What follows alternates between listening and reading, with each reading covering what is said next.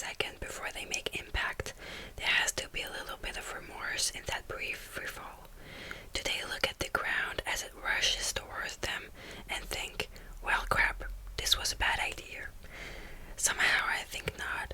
I think about death a lot, particularly today, considering I just, 12 hours earlier, gave one of the most epic eulogies the people of Plethora, Maine, have ever witnessed.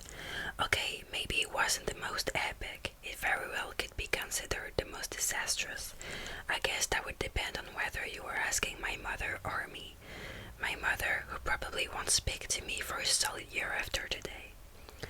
Don't get me wrong, the eulogy I delivered wasn't profound enough to make history, like the one Brooke Shields delivered at Michael Jackson's funeral, or the one delivered by Steve Jobs' sister, or Pat Tillman's brother, but it was epic in its own way.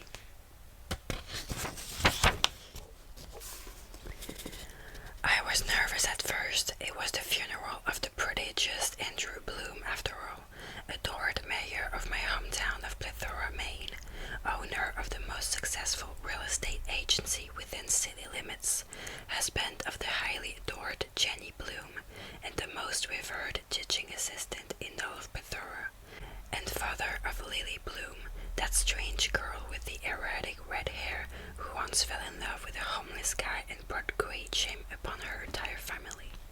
That would be me. I'm Lily Bloom, and Andrew was my father. As soon as I finished delivering his eulogy today, I caught a flight straight back to Boston and hijacked the first roof I could find. Again, not because I'm suicidal. I have no plans to scale off this roof. I just really needed fresh air and silence, and damn it if I can't get that from my third-floor apartment with absolutely no rooftop access and a roommate who likes to hear herself sing. I didn't account for how cold it would be up here, though. It's not unbearable, but it's not comfortable either. At least I can see the stars. Dead fathers and exasperating roommates and questionable eulogies don't feel so awful when the night sky is clear enough to literally feel the grandeur of the universe. I love it when the sky makes me feel insignificant. I like tonight. Well, let me rephrase this so that it more appropriately reflects my feelings in past tense. I liked tonight, but unfortunately for me, the door was just shoved open so hard I expect the stairwell to spit a human out onto the rooftop. The door slams shut again and footsteps move swiftly across the deck. I don't even bother looking up. Whoever it is more than likely won't even notice me back here, straddling the ledge to the left of the door. They came out here in such a hurry, it isn't my fault if they assume they're alone. I sigh quietly, close my eyes and lean my head against the stucco wall behind me, cursing the universe for whipping this peaceful, introspective moment out from under me. The least the universe could do for me today is ensure that it's a woman and not a man. If I'm going to have company, I'd rather it be a female. I'm tough for my size and can probably hold my own in most cases, but I'm too comfortable right now to be on a rooftop alone with a strange man in the middle of the night. I might fear for my safety and feel the need to leave, and I really don't want to leave. As I said before, I'm comfortable. I finally allow my eyes to make the journey to the silhouette leaning over the ledge. As luck would have it, it's definitely male. Even leaning over the whale, I can tell he's tall. Broad shoulders create a strong contrast to the fragile way he's holding his head in his hands. I can barely make out the heavy rise and fall of his back as he drags in deep breath and forces them back out when he's done with them. He appears to be on the verge of a breakdown. I contemplate speaking up to let him know he has company, or clearing my throat, but between thinking it and actually doing it, he spins around and kicks one of the patio chairs behind him. I flinch as it screeches across the deck, but being as though he isn't even aware he has an audience, the guy doesn't stop with just one kick. He kicks the chair repeatedly over and over, rather than give way beneath the blow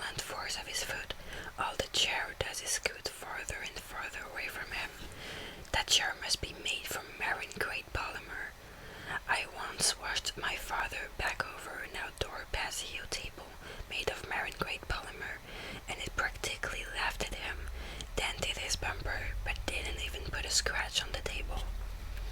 This guy must realize he's no match for such a high quality material, because he finally stops kicking the chair. He's now standing over it, his hands clenched in fists at his sides. To be honest, I'm a little nervous. Here this guy is, taking his aggression out on patio furniture like a champ. He's obviously had a shitty day, as have I, but whereas I keep my aggression pent up until it manifests in the form of passive aggressiveness, this guy actually has an outlet. My outlet used to be gardening. Anytime I was stressed, I'd just go out to the backyard and pull every single weed I could find. But since the day I moved to Boston 2 years ago, I haven't had a backyard or a patio. I don't even have weeds. Maybe I need to invest in a marine grade polymer patio chair. I stare at the guy a moment longer, wondering if he's ever going to move. He's just standing there, staring down at the chair. His hands aren't in fists anymore. They're resting on his hips, and I notice for the first time how his shirt doesn't fit him very well around his biceps. It fits him everywhere else, but his arms are huge. He begins fishing around in his pockets until he finds what he's looking for, and in what I'm sure is probably an effort to release even more of his aggression, he lights up a joint. I'm 23. I've been through college and I've done this very same recreational drug a time or two. I'm not going to judge this guy for feeling the need to talk up in private, but that's the thing, he's not in private. He just doesn't know that yet. He takes in a long drag of his joint and starts to turn back toward the ledge. He notices me on the exit. He stops walking the second our eyes meet. His expression holds no shock, nor does it hold amusement when he sees me. He's about 10 feet away, but there's enough light from the stars that I can see his eyes as they slowly drag over my body without revealing a single thought. This guy holds his cards well. His gaze is narrow and his mouth is drawn tight, like a male version of the Mona Lisa. "What's your name?" he asks. I feel his voice in my stomach. That's not good. Voices just stop at the ears, but sometimes, not very often at all actually, a voice will penetrate past my ears and reverberate straight down through my body. He has one of those voices, deep, confident, and a little bit like butter. When I don't answer him, he brings the joint back to his mouth and takes another hit. "Lily," I finally say, "I hate my voice. It sounds too weak to even reach his ears from here, much less reverberate inside his body." He lifts his chin a little and nudges his head toward me. "Will please get down from there, Lily." It isn't until he says this that I notice his posture. He's standing straight up now, rigid even, almost as if he's nervous I'm going to fall. I'm not. This ledge is at least a foot wide, and I'm mostly on the roof side. I could easily catch myself before I fell, not to mention I've got the wind in my favor. I glance down at my legs and then back up at him. "No thanks, I'm quite comfortable where I am." He turns a little, like he can't look straight at me. "Please get down." It's more of a demand now, despite his use of the word please. There are 7 empty chairs up here. Almost 6, I correct, reminding him that he just tried to murder one of them. He doesn't find the humor in my response. When I fail to follow his orders, he takes a couple of steps closer. "You are a mere 3 inches from falling to your death. I've been around enough of that for one day." He motions for me to get down easily. "You're making me nervous, not to mention ruining my high." I roll my eyes and swing my legs over. Heaven forbid a joint go to waste. I hop down and wipe my hands across my jeans. "Better," I say as I walk toward him. He lets out a rush of air, as if seeing me on the ledge actually had him holding his breath. I pass him to head for the side of the roof with a better view, and as I do, I can't help but notice how unfortunately cute he is. No,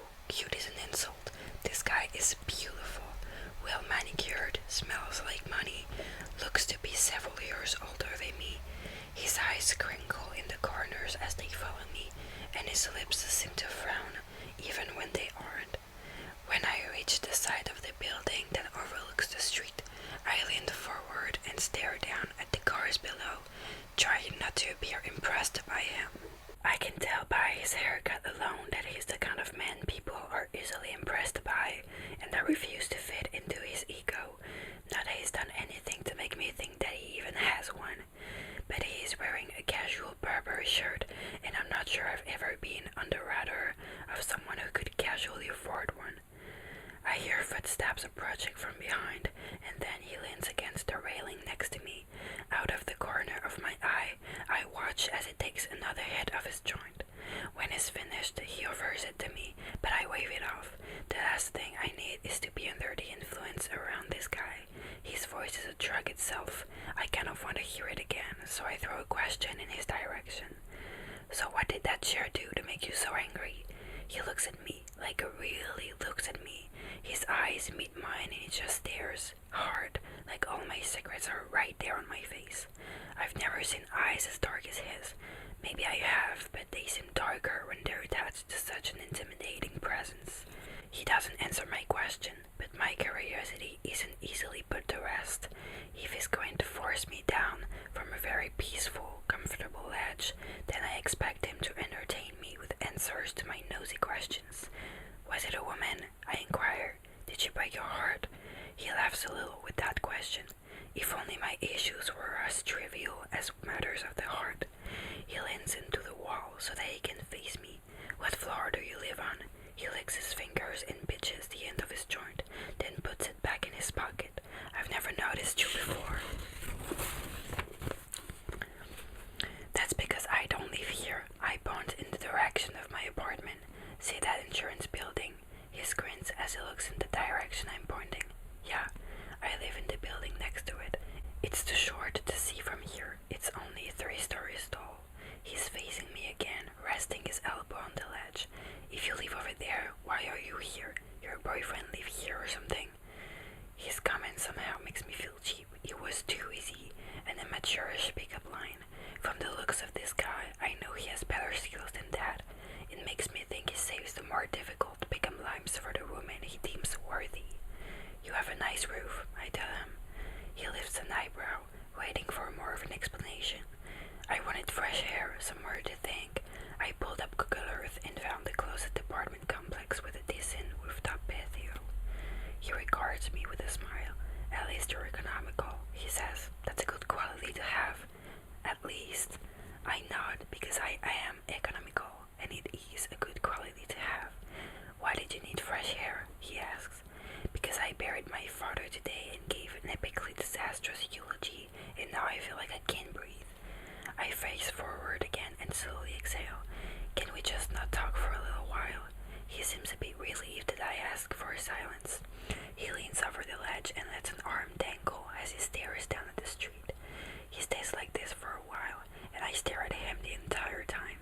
He probably knows I'm staring, but he doesn't seem to care. A guy fell off this roof last month, he says. I would be annoyed at his lack of respect for my request for silence, but I'm kind of intrigued. Was it an accident? He shrugs. No one knows. It happened late in the evening.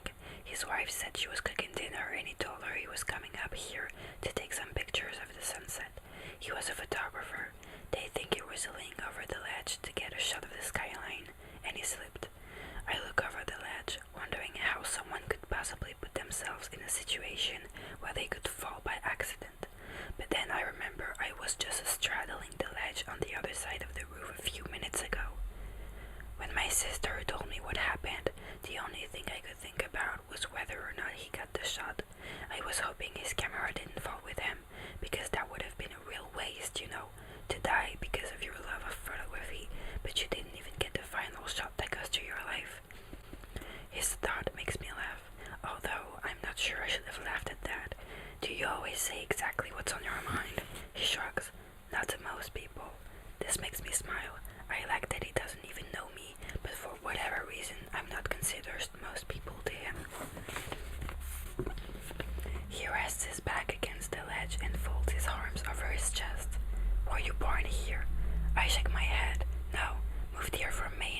graduated college. He scrunches up his nose, and it's kind of hot watching this guy dressed in his Burberry shirt with his $200 haircut making silly faces.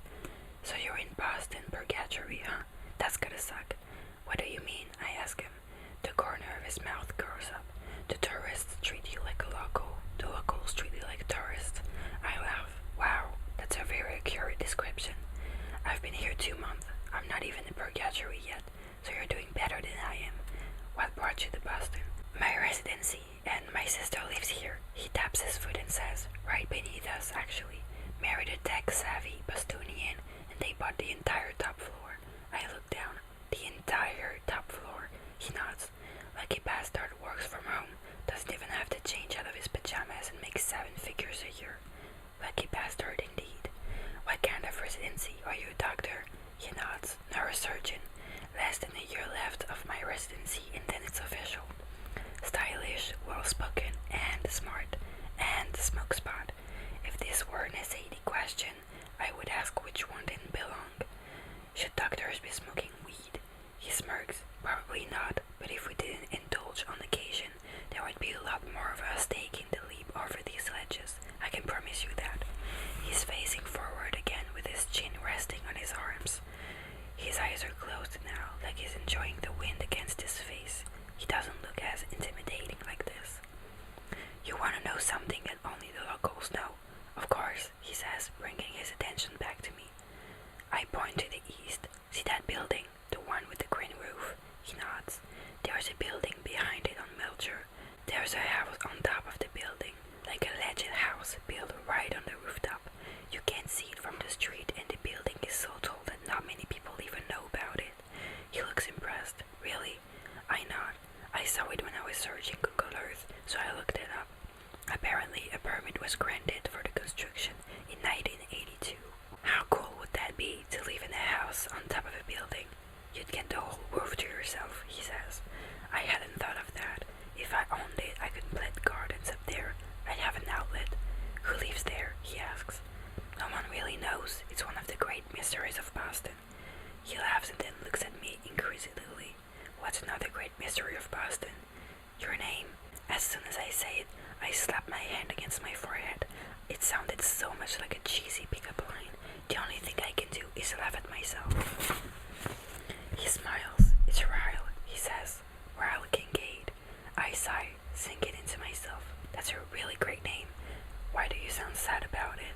Because I'd give anything for a great name. You don't like the name Lily? I tilt my head and cock an eyebrow. My last name is Bloom. He's quiet. I can feel him trying to hold back his pity. I know it's awful. It's the name of a 2-year-old little girl, not a 23-year-old woman. A 2-year-old girl will have the same name no matter how old she gets. Names aren't something we eventually grow out of, Lily Bloom. Unfortunately for me, I say, but what makes it even worse is that I absolutely love gardening. I love flowers, plants, growing things. It's my passion. It's always been my dream to open a florist shop, but I'm afraid if I did, people wouldn't think my desire was authentic. They would think I was trying to capitalize off my name, and that being a florist isn't really my dream job. Maybe so, he says, but what's that matter? It doesn't, I suppose. I catch myself whispering. Lily blooms quietly. I can see him smiling a little bit. It really is a great name for a florist, but I have a master's degree in business. I'd be downgrading, don't you think? I work for the biggest marketing firm in Boston. Owning your own business isn't downgrading, he says. I raise an eyebrow. Unless it flops. He nods in agreement. Unless it flops, he says. So, what's your middle name, Lily Bloom? I groan, which makes him perk up. You mean it gets worse? I drop my head in my hands and nod. Rose. I shake my head. Worse. Violet. I wish. I cringe and then mutter. Blossom. There's a moment of silence. Goddamn, he says softly. Yeah, Blossom is my mother's maiden name, and my parents thought it was fate that their last names were synonyms. So of course, when they had me, a flower was their first choice. Your parents might be real assholes. One of them was. My father died this week. He glances at me. Nice try, I'm not falling for that. I'm serious. That's why I came up here tonight. I think I just needed a good cry. He stares at me suspiciously for a moment to make sure I'm not pulling his leg. He doesn't apologize for the blunder. Instead, his eyes grow a little more curious, like his intrigue is actually authentic. Were you close? That's a hard question. I rest my chin on my arms and look down at the street again. I don't know, I say with a shrug. As his daughter, I loved him, but as a human, I hated him. I can feel him watching me for a moment, and then he says, I like that. Your honesty. He likes my honesty. I think I might be blushing. We're both quiet again for a while, and then he says, do you ever wish people were more transparent? How so? He picks at a piece of chipped stucco with his thumb until it breaks loose. He flicks it over the ledge. I feel like everyone fakes who they really are, when deep down we're all equal amounts of screwed up. Some of us are just better at hiding it than others. Either his high is setting in or he's just very introspective. Either way, I'm okay with it. My favorite conversations are the ones with no real answers. I don't think being a little guarded is a negative thing. I say, naked truth aren't always pretty. He stares at me for a moment. Naked truth, he repeats. I like that. He turns around and walks to the middle of the rooftop. He adjusts the back of one of the Paseo lounger behind me and lowers himself onto it. It's the kind you lie on, so he pulls his hands behind his head and looks up at the sky. I claim the one next to him and adjust it until I'm in the same position as him. Tell me a naked truth, Lily. Pertaining to what? He shrugs. I don't know. Something you aren't proud of. Something that will make me feel a little less screwed up on the inside. He is staring up at the sky, waiting on me to answer. My eyes follow the line of his jaw, the curve of his cheeks, the outline of his lips. His eyebrows are drawn together in contemplation. I don't understand why, but he seems to need conversation right now. I think about his question and try to find an honest answer. When I come up with one, I look away from him and back up to the sky. My father was abusive, not to me, to my mother. He would get so angry when they fought that sometimes he would hit her. When that happened, he would spend the next week or two making up for it. He would do things like buy her flowers or take us out to a nice dinner. Sometimes he would buy me stuff because he knew I hated it when they fought. When I was a kid, I found myself looking forward to the nights they would fight because I knew if he hit her, the 2 weeks that followed would be great. I pause. I'm not sure I've ever admitted that to myself. Of course, if I could, I would have made it to where he never touched her, but the abuse was inevitable with their marriage, and it became our norm. When I got older, I realized that not doing something about it made me just as guilty. I spent most of my life hating him for being such a bad person, but I'm not so sure I'm much better. Maybe we're both bad people. Ryle looks over at me with a thoughtful expression. Lily, he says pointedly, there is no such thing as bad people. We're all just people who sometimes do bad things. I open my mouth to respond, but his words struck me silent. We're all just people who sometimes do bad things. I guess that's true in a way. No one is exclusively bad, nor is anyone exclusively good. Some are just forced to work harder at suppressing their bad. Your turn, I tell him. Based on his reaction, I think he might not want to play his own game. He sighs heavily and runs a hand through his hair. He opens his mouth to speak, but then clamps it shut again. He thinks for a bit and then finally speaks. I watched the little boy die tonight. His voice is despondent. He was only 5 years old. He and his little brother found a gun in his parents' bedroom. The younger brother was holding it and it went off by accident. My stomach flips. I think this may be a little too much truth for me. There was nothing that could be done by the time he made it to the operating table. Everyone around, nurses, other doctors, they all felt so sorry for the family. Those poor parents, they said. But when I had to walk into the waiting room and tell those parents that their child didn't make it, I didn't feel an ounce of sorrow for them. I wanted them to suffer. I wanted them to feel the weight of their ignorance for keeping a loaded gun with an excess of 2 innocent children. I wanted them to know that not only did they just lose a child, they just ruined the entire life of the one who accidentally pulled the trigger.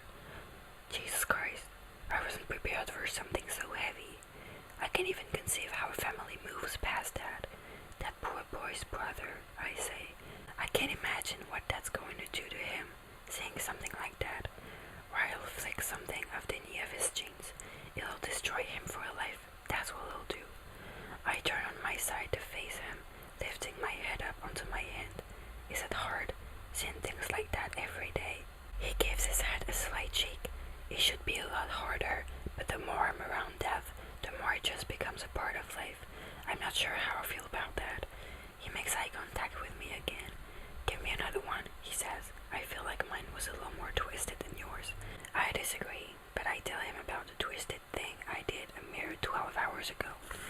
My mother asked me 2 days ago if I would deliver the eulogy at my father's funeral today. I told her I didn't feel comfortable, that I might be crying too hard to speak in front of a crowd. But that was a lie. I just didn't want to do it because I feel like eulogies should be delivered by those who respected the deceased.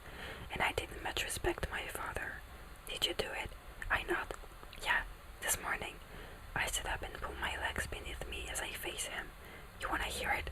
He smiles. Absolutely. I fold my hands in my lap and inhale a breath. I had no idea what to say. About an hour before the funeral, I told my mother I didn't want to do it. She said it was simple and that my father would have wanted me to do it. She said all I had to do was walk up to the podium and say 5 great things about my father. So that's exactly what I did.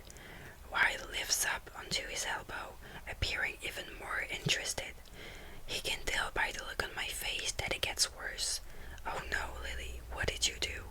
Here, let me just reenact it for you. I stand up and walk around to the other side of my chair. I stand tall and act like I'm looking out over the same crowded room I was met with this morning. I clear my throat. Hello, my name is Lily Bloom, daughter of the late Andrew Bloom. Thank you all for joining us today as we mourn his loss. I wanted to take a moment to honor his life by sharing with you 5 great things about my father. The first thing... I look down at Ryle and shrug. That's it. He sits up. What do you mean? I take a seat on my lounge chair and lie back down. I stood up there for 2 solid minutes without saying another word. There wasn't one great thing I could say about that man, so I just stared silently at the crowd until my mother realized what I was doing and had my uncle remove me from the podium. Ryle tilts his head. Are you kidding me? You gave the entire eulogy at your own father's funeral. I nod. I'm not proud of it. I don't think. I mean, if I had my way, he would have been a much better person and I would have stood up there and talked for an hour. Ryle lies back down. Wow, he says, shaking his head. You're kind of my hero. You just roasted a dead guy. That's tacky. Yeah, well, naked truth hurts. I laugh. Your turn. I can't top that, he says. I'm sure you can come close. I'm not sure I can. I roll my eyes. Yes, you can. Don't make me feel like the worst person out of the 2 of us. Tell me the most recent thought you've had that most people wouldn't say out loud. He pulls his hands up behind his head and looks me straight in the eye. I wanna fuck you. My mouth falls open, then I clamp it shut again. I think I might be speechless. He shoots me a look of innocence. You asked for the most recent thought, so I gave it to you. You're beautiful. I'm a guy. If you were into one-night stands, I would take you downstairs to my bedroom and I would fuck you. I can't even look at him. His statement makes me feel a multitude of things all at once. Well, I'm not into one-night stands. I figured as much, he says. Your turn. He's so nonchalant. He asks as if it didn't just stun me into silence. I need a minute to regroup after that one, I say with a laugh. I try to think of something with a little shock value, but I can't get over the fact that he just said that out loud. Maybe because he's a neurosurgeon, and I never pictured someone so educated throwing around the word fuck so casually. I gather myself, somewhat, and then say, okay, since we're on the subject, the first guy I ever had sex with was homeless. He perks up and faces me. Oh, I'm gonna need more of this story. I stretch my arm out and rest my head on it. I grew up in Maine. We lived in a fairly decent neighborhood, but the street behind our house wasn't in the best condition. Our backyard butted up to a condemned house adjacent to 2 abandoned lots. I became friends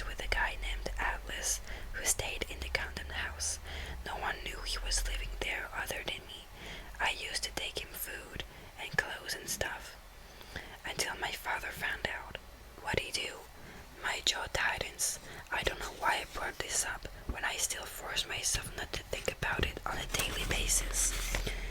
He beat him up. That's as naked as I want to get about that subject. Your turn. He regards me silently for a moment, as if he knows there's more to that story, but then he breaks eye contact. The thought of marriage repulses me, he says. I'm almost 30 years old and I have no desire for a wife. I especially don't want children. The only thing I want out of life is success, lots of it. But if I admit that out loud to anyone, it makes me sound arrogant. Professional success or social status? He says both. Anyone can have children, anyone can get married, but not everyone can be a neurosurgeon. I get a lot of pride out of that, and I don't just want to be a great neurosurgeon, I want to be the best in my field. You're right, it does make you sound arrogant. He smiles. My mother fears I'm wasting my life away because all I do is work. You're a neurosurgeon and your mother is disappointed in you. I laugh. Good Lord, that's insane. Are parents ever really happy with their children? Will they ever be good enough? He shakes his head. My children wouldn't be. Not many people have the drive I do, so I'd only be setting them up for failure. That's why I'll never have any. I actually think that's respectable, Ryle. A lot of people refuse to admit they might be too selfish to have children. He shakes his head. Oh, I'm way too selfish to have children, and I'm definitely way too selfish to be in a relationship.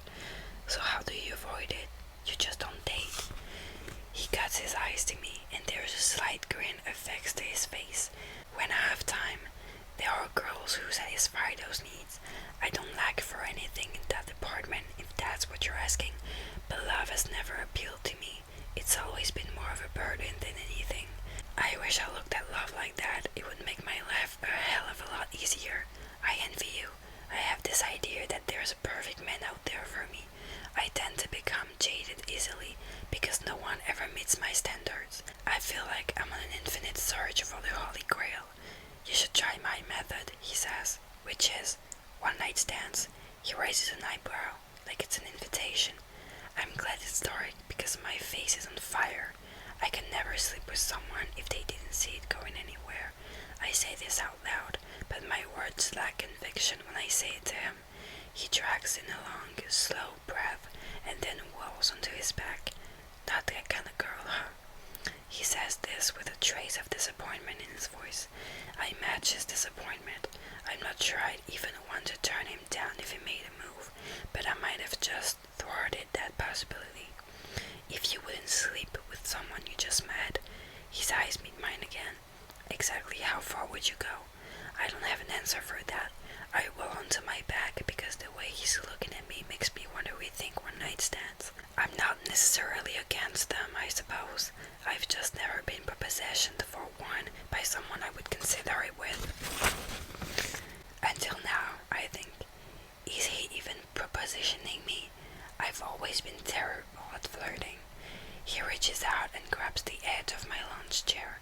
In one swift movement and with very minimal effort, he drags my chair closer to him until he bumps his. My whole body stiffens. He's so close now, I can feel the warmth of his breath cutting through the cold hair. If I were to look at him, his face would be mere inches from mine. I refuse to look at him because it probably kills me, and I know absolutely nothing about this guy other than a couple of naked truths, but that doesn't weigh on my conscience at all when he rests a heavy hand on my stomach. How far would you go, Lily? His voice is decadent, smooth. It travels straight to my toes. I don't know, I whisper. His fingers begin to crawl toward the hem of my shirt. He begins to slowly inch it upward until a slither of my stomach is showing. Oh, Jesus, I whisper, feeling the warmth from his hand as he slides up my stomach. Against my better judgment, I face him again, and the look in his eyes completely captivates me. He looks so hopeful and hungry and completely confident. He sinks his teeth into his bottom lip as his hand begins to teeth its way up my shirt. I know he can feel my heart thrashing around in my chest. Hell, he can probably hear it. Is this too far? He asks. I don't know where this side of me is coming from, but I shake my head and say, not even close. With a grin, His fingers brushed the underneath of my bra, lightly trickling over my skin that is now covered in chills. As soon as my eyelids fall shut, the piercing of a ring rips through the air. His hand stiffens when we both realize it's a phone. His phone. He drops his forehead on my shoulder. Damn it. I run when his hand slips out from beneath my shirt. He fumbles in his pocket for his phone, standing up and walking several feet away from me to take the call. Dr. Kincaid, he says. He listens intently, his hand gripping the back of his neck. What about Warbirds? I'm not even supposed to be on the call right now. More silence is followed with, yeah, give me 10 minutes. On my way. He ends the call and slides his phone back in his pocket. When he turns to face me, he looks a little disappointed. He points to the door that leads to the stairwell. I nod. It's fine. He considers me for a moment and then holds up a finger. Don't move, he says, reaching for his phone again. He walks closer and holds it up as if he's about to snap a picture of me. I almost object, but I don't even know why. I'm fully closed. It just doesn't feel that way for some reason. He snaps a picture of me lying in the lounge chair, my arms relaxed above my head. I have no idea what he plans to do with that picture, but I like that he took it. I like that he had the urge to remember what I look like, even though he knows he'll never see me again. He stares at the photo on his screen for a few seconds and smiles. I'm half tempted to take a picture of him in return, but I'm not sure I want a reminder of someone I'll never see again. The thought of that is a little depressing. It was nice meeting you, Lily Bloom. I hope you defy the odds of most dreams and actually accomplish yours. I smile, equally saddened and confused by this guy. I'm not sure that I've ever spent time with someone like him before, someone of a completely different lifestyle and tax bracket. I probably never will again, but I'm pleasantly surprised to see that we aren't all that different. Misconception confirmed. He looks down at his feet for a moment as he stands in somewhat of an unsure pose. It's as if he's suspended between the desire to say something else to me and the need to leave. He glances at me one last time, this time without so much of a poker face. I can see the disappointment in the set of his mouth before he turns and walks in the other direction. He opens the door, and I can hear his footsteps fade as he rushes down the stairwell. I'm alone on the rooftop once again, but to my surprise,